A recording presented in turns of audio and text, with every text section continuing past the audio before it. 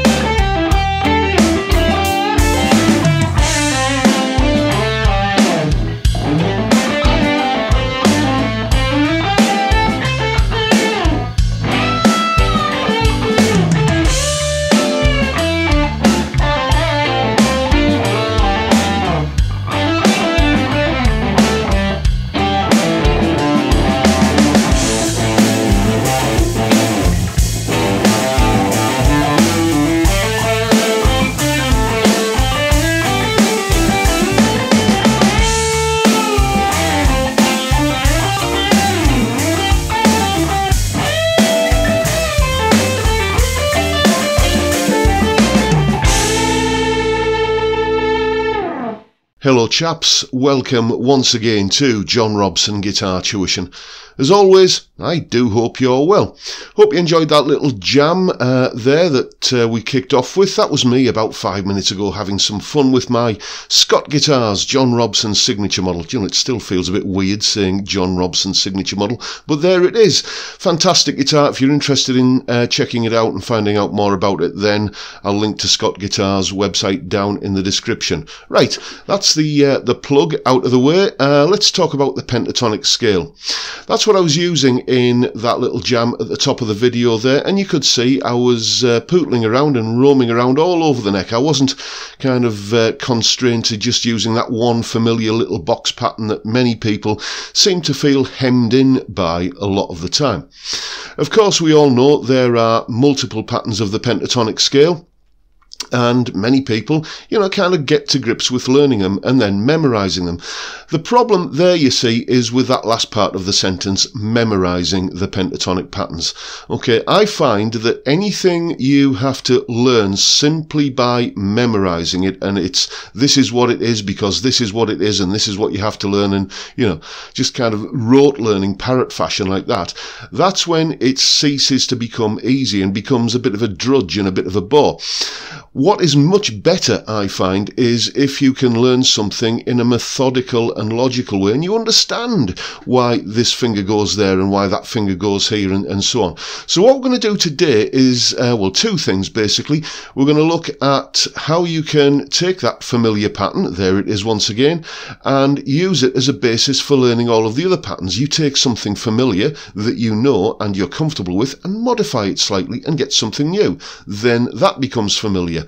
And you know you're comfortable with that, and then you can modify that and get something new and so on, and that's a much more efficient and, you know, kind of satisfying way, I think, of learning the pentatonic patterns. Then I'm going to show you how to map out the pentatonic patterns along the neck so that you can just go wherever you want to in any key at any time and just kind of know where everything is, because there are a few little shortcuts and hacks that hopefully I can demonstrate to you along the way today. So, learning the patterns and mapping them out along the neck. This is how you do it. Okay, let's take a look first of all at A minor pentatonic pattern 1. It looks like this.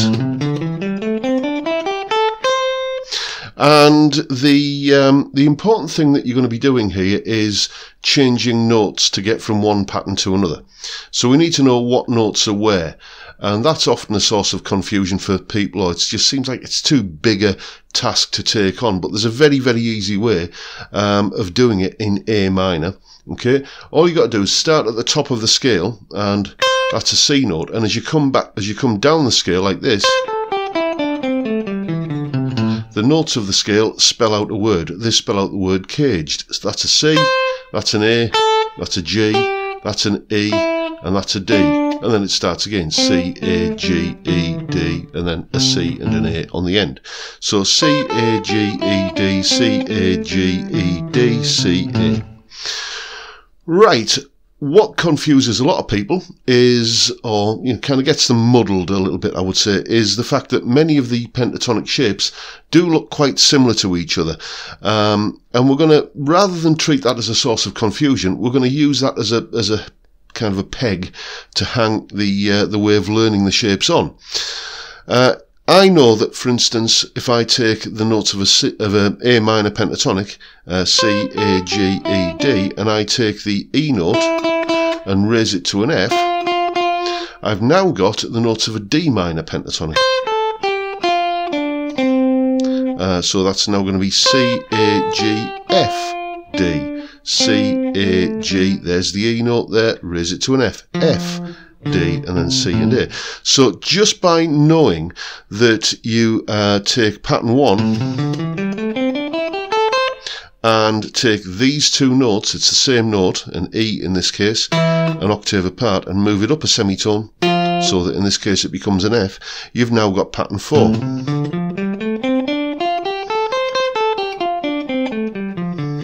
And remember, that's D minor pentatonic.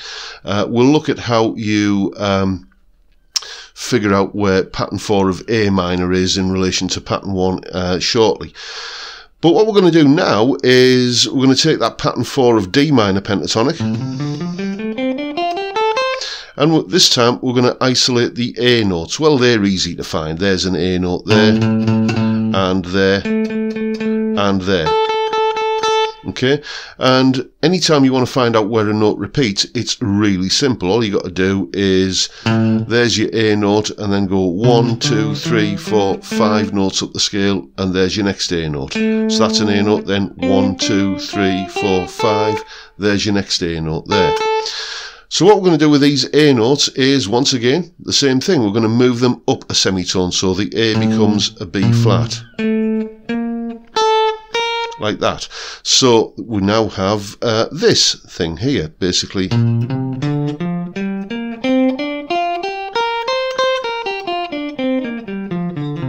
That's just that D minor pentatonic, but with the A notes moved up a semitone to B flat.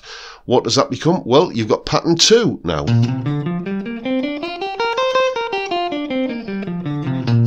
And once again, we've changed key, this time from D minor to G minor. Okay, that is pattern 2 of G minor pentatonic. Then, let's take that G minor pentatonic, and once you play these through a few times and you're naming the notes as you go, you know, B flat, C, D, F, G, B flat, C, D, F, G, B flat, C, and so on. It doesn't take a lot for those kind of note names to start sinking in. What we're going to do this time is we're going to take the D notes, B flat, C, D, and move those up one semitone.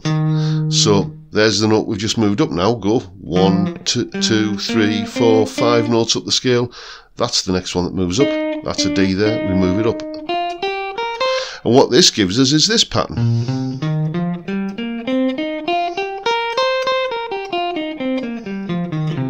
Pattern 5. It's very similar to pattern 2, and that's why people often get them confused. But again, if you can look at the similarity as a way of deriving one pattern from another pattern, then it makes it easier. That's pattern 5 of C minor pentatonic. As I say, in a moment or two, we're going to look at how you find all of these patterns in the same key. There's a really cool little trick to do that as well. But, you know, for the moment, that's C minor pentatonic. Let's just recap. We started off with A minor pentatonic, C, A, G, E, D, C, A, G, E, D, C, A. We took the E notes, moved them up a semitone, they became Fs, and that gave us pattern 4, this time D minor pentatonic. Then we took the A notes in that pattern 4 of D minor, and we moved them up a semitone, so they became B flats. Like that, and that gave us pattern 2 of G minor pentatonic. Then we took the D notes in G minor pentatonic, there's one there and there's one there, Move them up a semitone, they become E flats, and that gives us pattern 5 of C minor pentatonic.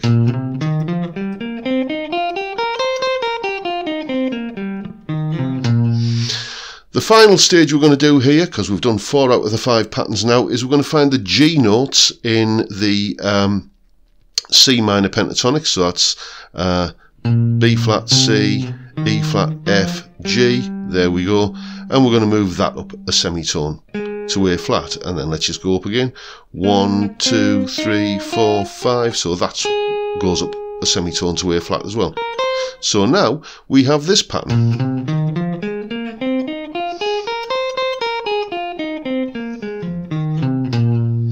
That is pattern 3 of F minor pentatonic. So that's how you can derive one pattern from another. Okay, don't do it in a hurry like I'm doing it here. Spend a couple of days just going from one pattern to another, just making sure you know which notes need to move up a semitone, whereabouts they are in the pattern, and so on. And it'll soon start sinking in. Now, how do we find all of these different patterns in the same key? Well, again, this is something based on something that I call the plus and minus 5 trick. Okay, let's assume you've got to the point where you've gone through all of what we've just done there and you know the patterns reasonably well. How do you find where pattern 4 is, basically, in relation to pattern 1? Well, here's pattern 1 of A minor again. And the reason I call this the plus and minus 5 trick is because it's about going down 5 frets or up 5 frets. If you go down 5 frets from pattern 1, so that's at the 5th fret, so this is going to be on the open strings, 1, 2, 3, 4, 5 run to the open strings, that is always where pattern 4 lives.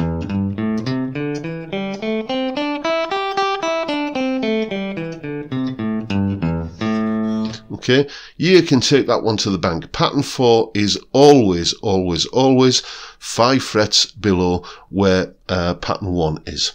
Every time.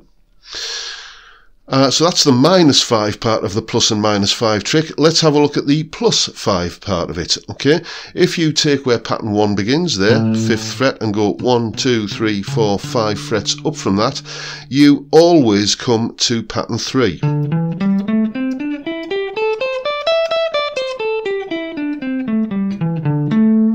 Okay, pattern 3, like pattern 4 is always 5 frets below pattern 1, pattern 3 is always, every single time in any key, always 5 frets above pattern 1.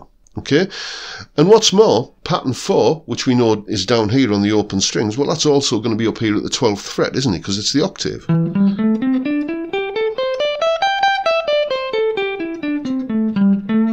There's pattern 4. And that's right next door to where we figured out pattern 3 is.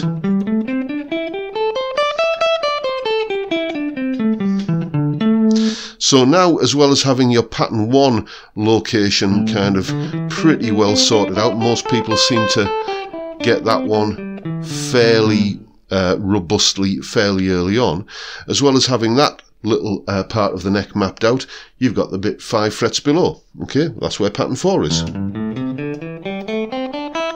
And you've got pattern 3, 5 frets above it. Then you've got the octave of pattern 4 up here.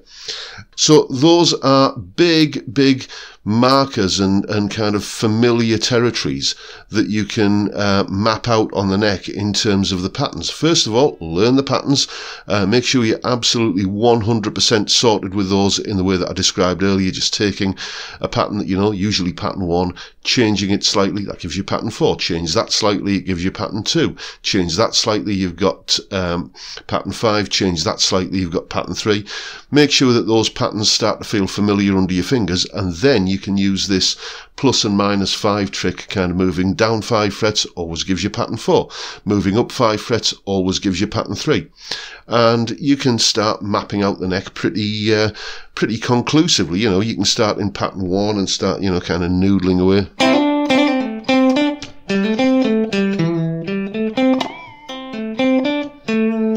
Then up into pattern 3. Up into 4.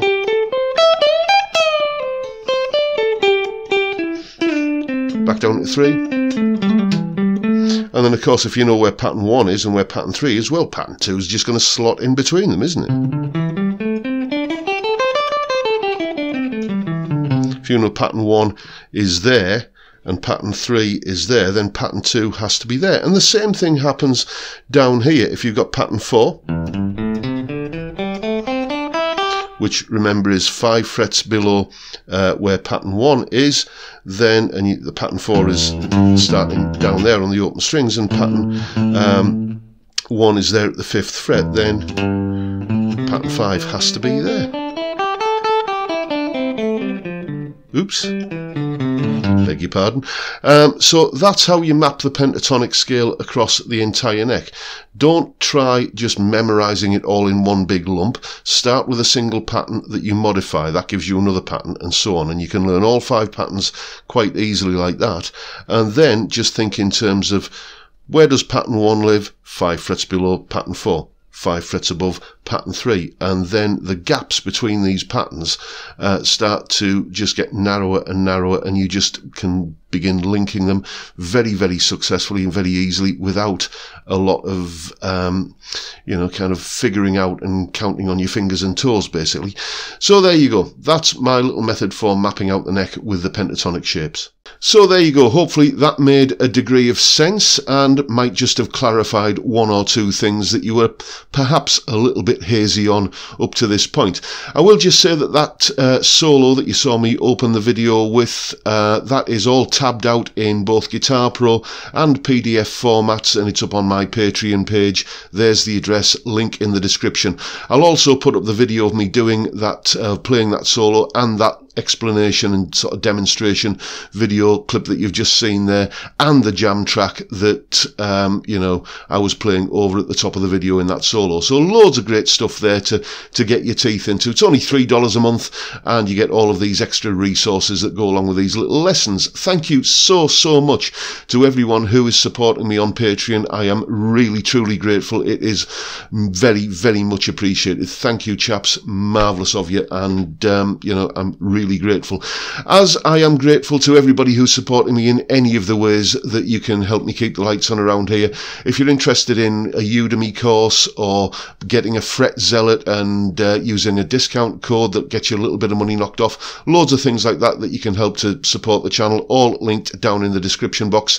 Thank you so much to everybody who's doing any of that, and thank you in advance if you're thinking about doing it. What else want to say? Yes, live stream, I'm sure you know about this, but if you're new to the channel, every Friday we have a live stream, 5 PM UK time, where we sit and have a beer and a chat for an hour. Great way to kick off the weekend. I'd love to see you there if you can make it. But for now, I'll bid you all a good day and say thank you so much for watching. Thank you for your time. Look after yourselves, folks. Stay well, stay safe, and above all, stay sane. Bye for now.